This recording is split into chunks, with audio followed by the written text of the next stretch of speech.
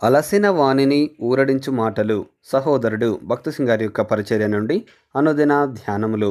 ఈ దిన భాగము నవంబర్ 19 చదువుచున్నాను. మీరు క్రీస్తు యొక్క శరీరమయ్యుండి వేరువేరుగా అవయవములై ఉన్నారు.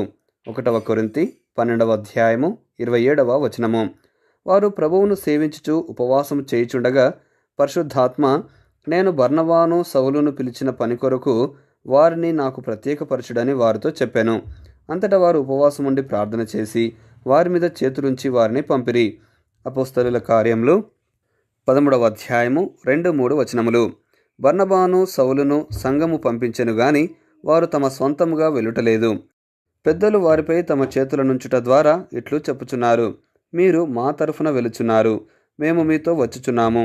ప్రార్థనలో సహవాసంలో మీ పక్షముగా మేము ఉన్నాము. హస్త నిక్షేపణ అనగా చేతులుంచుట అనున్నది ఒక ఆచారం కాదు. చేతులలో ఏమీయును లేదు. బాప్తిస్మం తరువాత ప్రజలను అభినందించుటకు మనము కరచాలనము చేయుట మనము మంచి స్నేహితులమని చెప్పుటను సూచించును.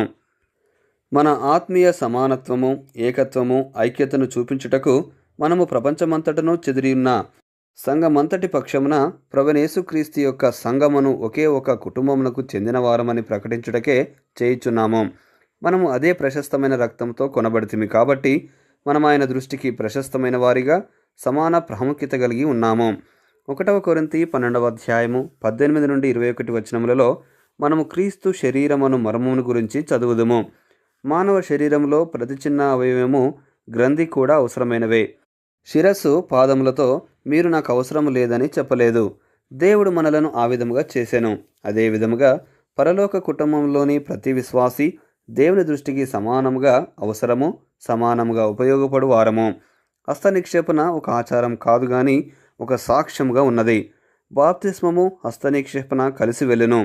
దేవుని క్రమమును మనము నిజముగా అనుసరించిన ఎడల బాప్తిస్మము తర్వాత బాప్తిస్మములో విధేయత చూపిన వారిపై చేతులుంచి వారి కొరకు ప్రార్థించవలెను. ఈ దినములలో ప్రతి చోట ఆత్మీయ చీకటి ఉన్నది. అనేకులు ఈ దైవిక సత్యములను లక్ష్యపెట్టరు. ముగింపు మాటలు. నేటి దిన వాక్యం ద్వారా ప్రభువు మనలను ఆత్మీయంగా నడిపించి సహాయపడి సమృద్ధిగా ఆశీర్వదించునుగాక. ఆమెన్.